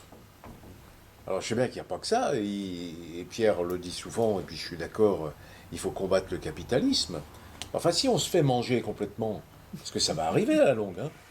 Enfin, je sais pas, il faut quand même pas être idiot, quoi. Ça se voit quand même que ça monte, et ils peuvent l'emporter. Enfin, moi, je me rappelle quand il y a eu les élections américaines, c'est pas vieux. On a écouté des trucs de Trump, mais c'est inimaginable quand même. Hein. Et combien de fois j'ai entendu, de toute façon, il passera pas, c'est pas possible, c'est pas rationnel, etc. Il a fait encore plus de voix que l'autre fois. 10 millions. C'est quand même incroyable, quoi. L'autre, il l'a bien aidé. Hein. D'accord, mais les gens, ils votent. Il faut quand même pas nier tout ça. Orban, je sais pas si vous avez... Enfin, moi, je vais pas étudier Orban, mais c'est carrément... Alors lui, on peut dire que c'est un fasciste, je pense. Hein. Il a des milices, carrément, qui sont pas de son parti, mais qui sont derrière. Parce que c'est comme ça que ça se passe. Et là, c'est la violence, automatiquement. Donc, en fondu enchaîné, alors moi, je suis pas de nature pessimiste, hein, mais je me dis, c'est un peu comme le débat qu'il y a eu tout à l'heure, est-ce que nos manifs syndicales, c'est la bonne chose? Est-ce qu'il n'y a pas à réfléchir? Enfin, il y a eu un débat intéressant là-dessus. Ben là, c'est pareil, c'est un autre sujet, mais sur l'extrême droite, moi je trouve que c'est important de regarder ça, il me semble quand même. Hein. Quand on est démocrate et de gauche, on ne peut pas nier ça. Et quand on discute avec les gens, on se rend compte, ils ne disent pas forcément qu'ils votent Front National, mais il y a quand même des thèmes qui reviennent sur l'insécurité, sur l'immigration, sur la liaison des deux, sur le fait, alors ça c'est plus idéologique, les Blancs. Les Blancs qui... comment il s'appelle l'autre abruti Zemmour. Il a sorti sa théorie du grand remplacement, qui vient de Maurras, en fait. C'est très ancien. Bon, ici je le dis parce que... Mais c'est pas faux non plus qu'on assiste à un grand remplacement. Mais est-ce que c'est grave? Enfin, est-ce que c'est un problème? Il y a eu toujours des couches de population immigrées qui sont arrivées en France. on a absorbé 900 000 Espagnols il y a 80 ans, enfin, etc. Comment? Charles Martel les a arrêtés à Poitiers. Ça va exister, hein. Oui, Est-ce qu'on est bien gaulois? absolument, absolument. Donc voilà, mais n'empêche que ça porte. Hein. Et quand on dit extrême droite ou fasciste, hein, je ne pense pas qu'il faudrait qu'on trouve autre chose. Mais voilà. Et comment tu fais la différence entre l'extrême droite et le grand capital? Où tu vois la différence? Où Hitler a trouvé des moyens pour faire sa politique. Autre chose, Martin Luther King, en 68, dit ce qu'il pense du mensonge. Plus il est gros, plus les masses laborieuses l'acceptent. Et aujourd'hui, l'histoire de Valence, montée de toutes pièces par l'extrême droite. Enfin, c'est fabuleux, quoi.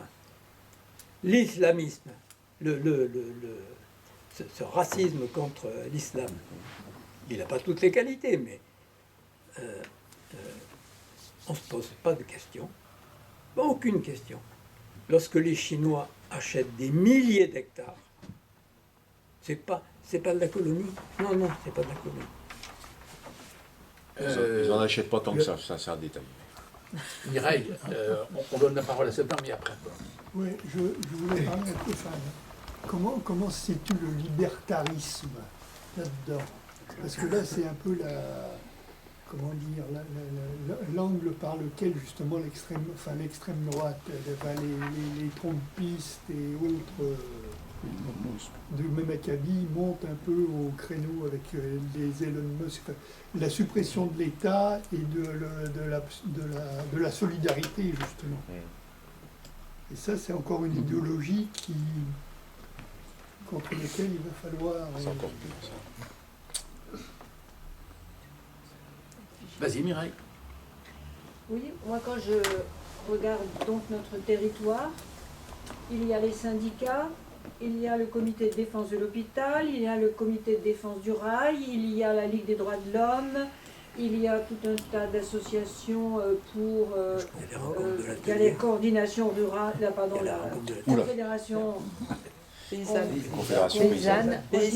la confédération paysanne en tant que syndicat agricole. Il y a des anciens gilets jaunes, il y a des restes, des associations là-dessus, etc., etc. Ce que je veux dire, c'est que nous sommes une mine d'or, sauf que nous sommes hyper cloisonnés. Donc, je pense que face à l'adversaire, et en effet c'est sans doute l'extrême droite qui vient, ces idées de ce que tu disais Pierre un peu, est-ce que si on met tous ces gens, parce que les discussions cloisonnées sont stériles maintenant, c'est-à-dire que on va défendre le rail, on va défendre l'hôpital, on va défendre, si on fait des manifestations parfois, mais ça reste fermé. Alors que si on arrivait à construire ensemble, mais il faudrait que chacun le veuille, des assemblées qui se réunissent assez souvent, ça serait fertile. Le logement, je pense au DAL, enfin c'est pas le DAL chez nous, mais c'est la CGL, comment ça s'appelle, le syndicat du logement, les transports, ceux qui s'occupent des transports en vélo, d'autres moyens de transport que le train, etc. Voilà. Nous ne sommes pas que des salariés, nous habitons un territoire, il y a des médecins qui se désolent de ce qui arrive, il y a des profs qui se désolent de ce qui arrive, etc. Il n'y a pas seulement à se désoler, j'en suis d'accord, Daniel, il faut donc que ces gens-là peut-être arrivent à causer, ça serait quand même des réunions fertiles qui nous dynamiseraient, qui nous euphoriseraient, je pense, à nous côtoyer. Nous ne nous côtoyons pas. Nous ne nous côtoyons pas. Nous sommes dans nos couloirs. Et donc peut-être il y a à réfléchir tous ensemble sur un même territoire, je suis d'accord, tout en gardant l'idée de la perspective politique, bien évidemment, qui nous donne de l'espoir. Mais déjà, ces rencontres qui nous boosteraient, qui nous rendraient plus forts, qui nous fortifieraient, elles n'existent à ce jour pas. alors voilà, je pose cette question, évidemment que je n'ai pas la réponse, mais je pense que c'est peut-être l'issue qui pourrait se faire. Il faut organiser, moi, tout à l'heure.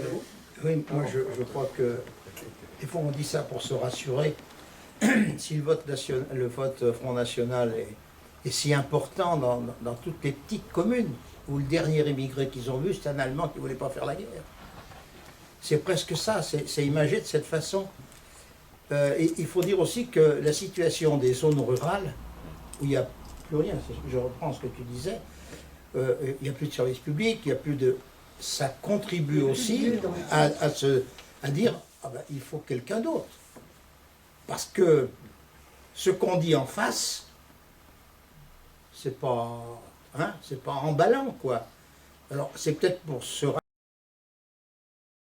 rassurer, mais il est vrai que il y a une situation tellement contrastée entre ce qu'on vit, nous, dans notre petit territoire tranquille, hein, et ce qui doit se passer à Saint-Denis, c'est pas une critique, hein, c'est tellement contrasté que il y a des gens qui disent ben, il faut peut-être faire autre chose, parce qu'ils n'ont plus rien.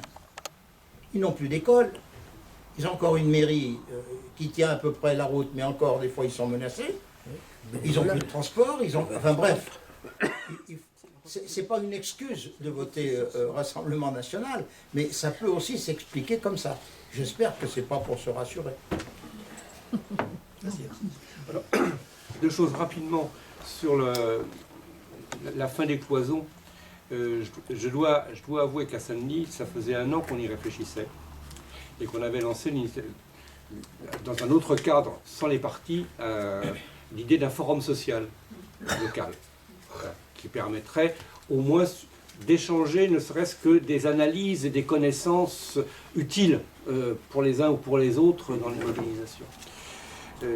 Sur le fascisme, je suis sûr que, effectivement, de dire que c'est des fascistes, ça ne sert à rien d'un point de vue politique. Efficacité. Voilà, c'est pas efficace. Pourtant, c'est vrai. C'est bien. Pourtant, c'est vrai, et c'est vrai qu'aujourd'hui, il apparaît que dans le monde entier, l'espèce d'entonnoir dans lequel se met le capital, où il essaye de tirer un maximum d'une planète qu'il détruit et d'une population qu'il détruit, et la capacité à obtenir de façon démocratique le consentement sur cette affaire-là, fait que, moi je dis, l'extrême droite, c'est le stade suprême du néolibéralisme. Voilà. C'est aujourd'hui l'option. On en est là. C'est aujourd'hui l'option. Mais qu'est-ce que c'est cette extrême droite? La question sur les libertariens est tout à fait intéressante. Quand on pense au fascisme des années 30, d'abord, le fascisme, c'est le nom du fascisme italien. Absolument, les faisceaux. Qui était un fascisme étatique. Le vrai modèle, je dirais le modèle de laboratoire le plus élaboré, c'est le nazisme. Et le nazisme n'est pas un modèle étatique. Le nazisme, ça les collègues historiens l'ont bien montré, notamment l'historien Johann Chapoutot, est un mouvement politique qui, c'est pas dire qu'il n'y a pas de pouvoir, il y a un pouvoir dictatorial, mais il peut y avoir un pouvoir dictatorial en détruisant l'État, au sens d'administration compétente au service de tous, et en les remplaçant par des agences. Ça vous dit quelque chose peut-être? Voire des agences concurrentes sur les mêmes thèmes. Et donc instaurer des formes de concurrence sociale ou des concurrences en administration. C'est beaucoup plus dans l'ère du temps capitaliste, le nazisme de Hitler, que le fascisme italien. Au point que, là encore c'est Johann Chapoutot qui nous le montre, du point de vue de la gestion des grandes entreprises et de la gestion des personnes et de la main-d'œuvre, il y a un certain nombre de grands spécialistes nazis qui sont passés à travers les gouttes de Nuremberg et de la fin de la guerre, et qui ont été engagés par des grandes entreprises américaines et qui sont à l'origine de la réflexion contemporaine sur le management contemporain. C'est-à-dire qu'il y a une filiation. Et cette filiation, c'est une filiation anti-étatique. Anti-étatique. Et ce qu'on voit aujourd'hui, ce que fait Milei en Argentine, c'est la destruction de l'État. Ce que fait Macron depuis 2017, c'est la destruction de l'État. Tout à fait. Ce que va faire Trump aussi. Et ce que va faire. Mais alors, Macron, il le dit sans le dire, il le fait sans le dire. Trump, il le dit, il l'annonce. Ah oui. Et c'est ce que dit Elon Musk. Et Elon Musk est un libertarien. C'est ça. Voilà. Les libertariens sont des gens qui sont pour la destruction de l'État parce qu'ils pensent d'abord que la loi du marché est la meilleure constitution du monde, référence à ce que je disais tout à l'heure, y compris ils ont inventé des systèmes informatiques, pour ceux qui connaissent un petit peu, qu'on appelle le blockchain, qui permet, avec l'idée de produire de la monnaie sans État, avec un système de certification des comptes automatisé, mais qui est aujourd'hui en train de s'installer comme système de gestion. Donc, remplacer l'État par des agences et remplacer la gestion de l'économie par le numérique et l'intelligence artificielle, c'est un peu ça leur projet. Mais ça, pour le faire accepter aux gens, il faut de la violence et il faut des bons leurs.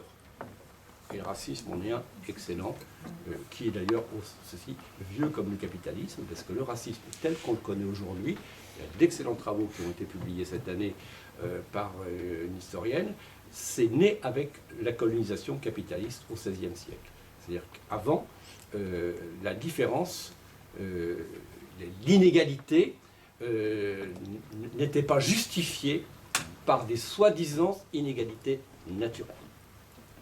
Le racisme, c'est plaquer le discours de l'inégalité qu'on doit admettre et qu'on doit subir sur une inégalité naturelle. On ressort les vieilles armoires de l'origine même du capitalisme.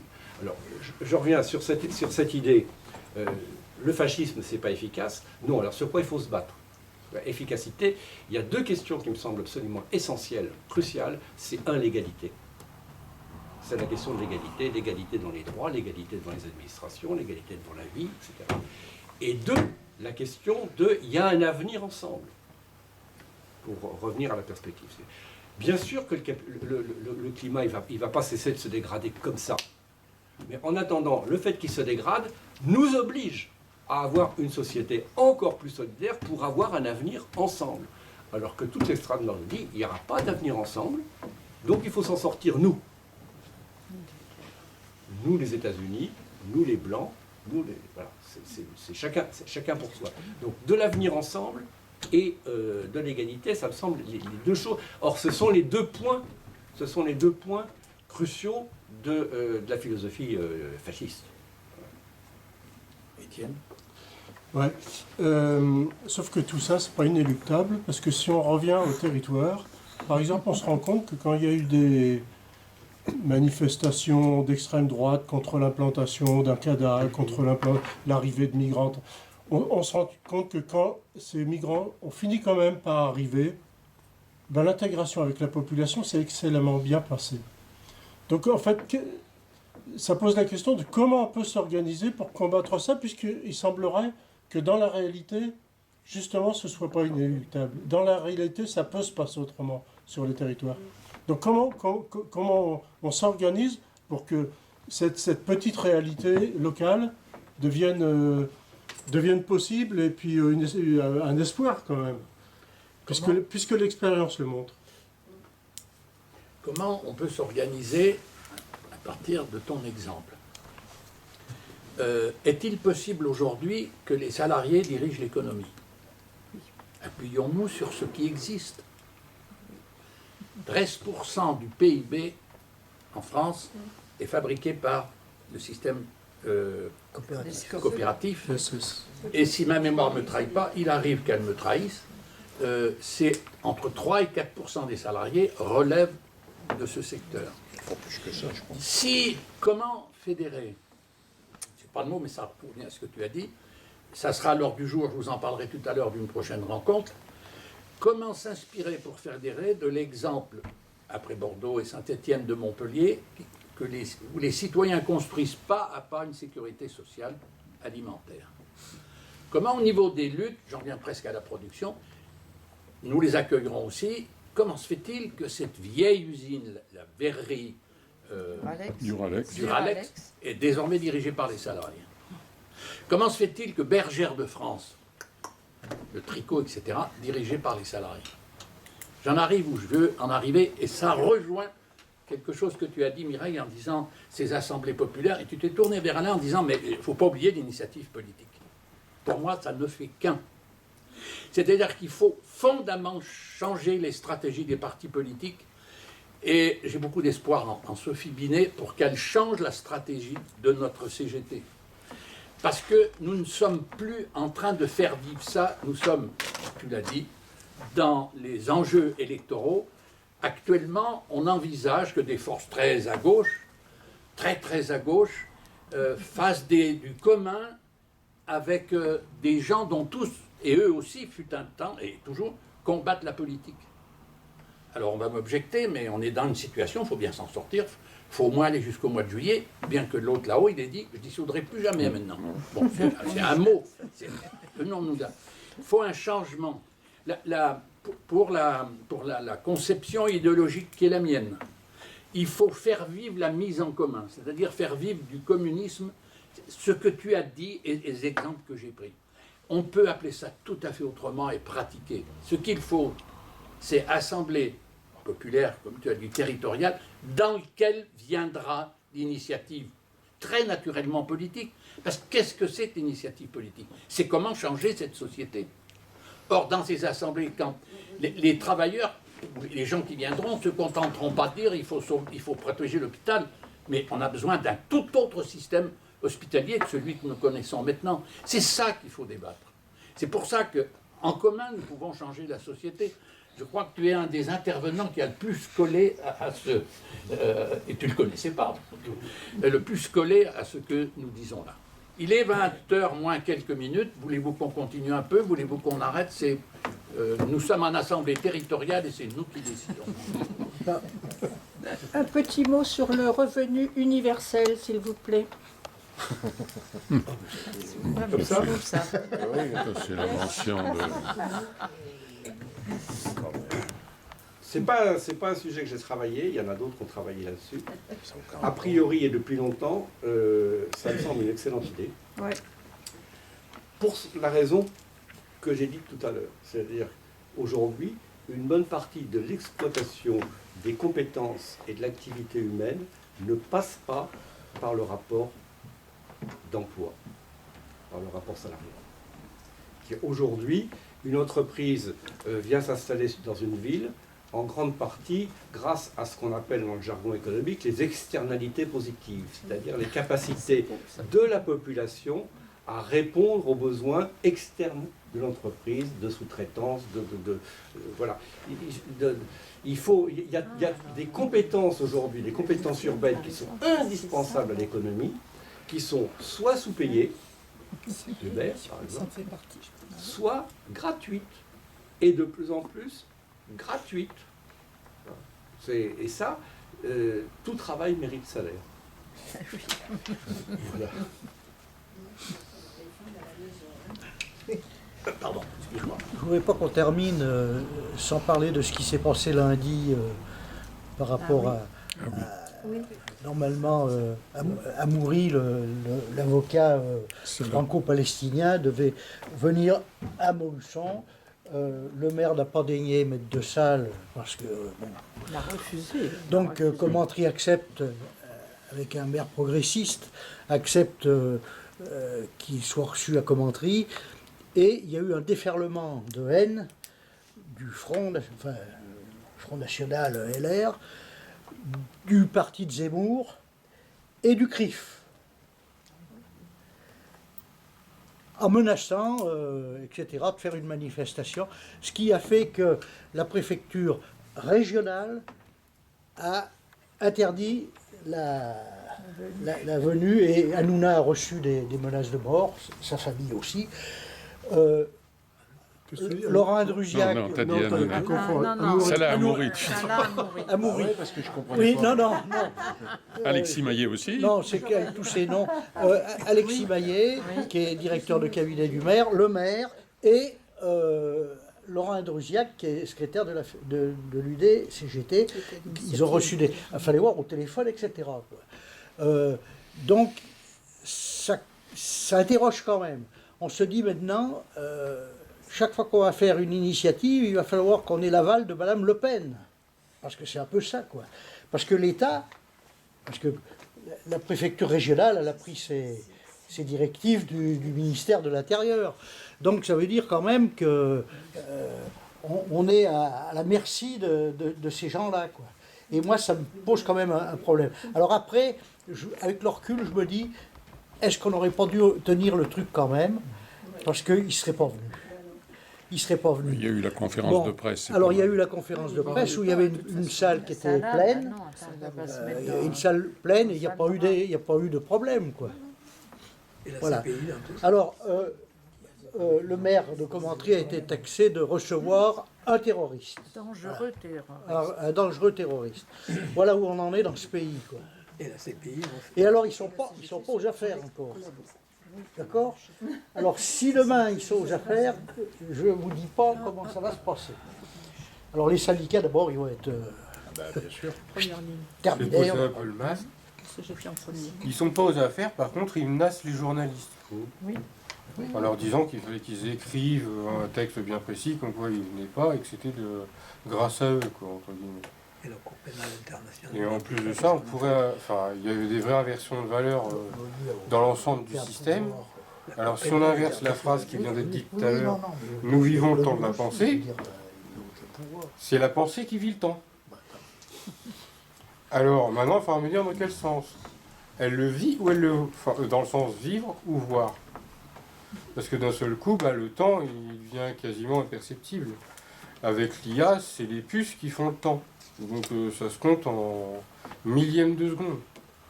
Donc les changements sont énormes et imprévisibles. Autant sur la société que sur ce qui peut advenir. Je vais changer la forme des remerciements. Je vous remercie d'avoir animé magnifiquement ce soir un excellent débat qui a eu sa hauteur, si je puis dire, grâce à toi, Alain, et à ton introduction. Et c'est pas une flatterie. On s'y retrouvait, je crois, même si ça nous a posé des questions, et tant mieux. Vous retrouverez, peut-être pas en photographie Alain Berthaud dans ce livre, mais vous retrouverez ses propos. Je l'ai lu, un peu relu, etc. Allez-y, ça reprend, ça enrichit, ça pousse, ça élargit le débat de ce soir. Dès que j'ai fini avec mon petit baratin, il s'assoit là et vous pouvez l'acheter pour la somme que je qualifie encore de modiste de 15 €. Donc voilà pour cette soirée. Prochaine rencontre, le 23 janvier. Je prends un instant pour vous informer comment, pour ceux qui ne le savent pas, comment a été montée cette soirée. Le X octobre, nous avons reçu Madame la Présidente nationale de la Ligue des droits de l'homme, la nouvelle présidente. Il y a un parler populaire ici qui dirait « bien nous en a pris ». Parce que nous avons assisté à une soirée d'une exceptionnelle teneur, haute en qualité d'argument et en argument qui vous touchait là, tout autant que là, si vous voulez. Et cette femme a beaucoup, à mon sens, à notre sens, à l'atelier, a beaucoup insisté sur les droits humains. Avec la Ligue des droits de l'homme, il n'y a pas à s'en étonner, mais d'une façon particulière, originale, mais à mon sens, encore une fois, très convaincante. Nous nous sommes dit, mais comment, parce que nous étions un peu plus nombreux que ce soir, mais comment faire vivre ça? Et nous nous sommes lancés, nous partageons le travail, nous ne sommes que 9 combattants. Ça m'amène à vous dire que si vous voulez nous rejoindre, ça nous fera moins de travail à chacune et à chacun d'entre nous. On est allé voir toutes les associations de la région qui, de près ou de loin, mais plutôt de près, s'occupent des droits de l'homme. Et nous leur avons dit, on va se rencontrer. Ah, il n'y a pas de l'Assemblée populaire, mais ça y ressemble un petit peu. Et vous allez nous dire, chacune à votre tour, mais dans le cadre d'un débat, comment vous faites. Et nous les pousserons, ça ne sera peut-être pas utile d'ailleurs, mais nous voudrions en tous les cas qu'elles disent, voilà comment nous pourrions faire dans un autre monde. Et alors là, Jackie et tous les autres vont m'aider, ont déjà donné leur accord. Le secours populaire, ici très présent dans cette salle, le secours catholique, aidez-moi, RESF, Solidarité Exil de Commentry, Solidarité Exil de Commentry, l'association des familles, hein, l'association des familles. L'association des familles, La CIBAD peut-être. Non, c'est sans réponse. Parce que, moi je lui ai écrit, elle m'a demandé un peu je me trompe le thème du truc. Bon, ouais. je sais pas. Ah ouais, je me trompe. Godot, je sais pas la CIBAD. Sophie Godot. Oui, oui. Voilà. Ah oui, La seule de ton frère là. Eh bien ça y est, c'est dit. Solidarité Exil. Ah, c'est celle-là, pardon. Encore? Non, je sais pas. Au Resto du Cœur, j'ai pas eu de réponse. Et s'il y a la Croix-Rouge, j'ai pas de réponse non plus.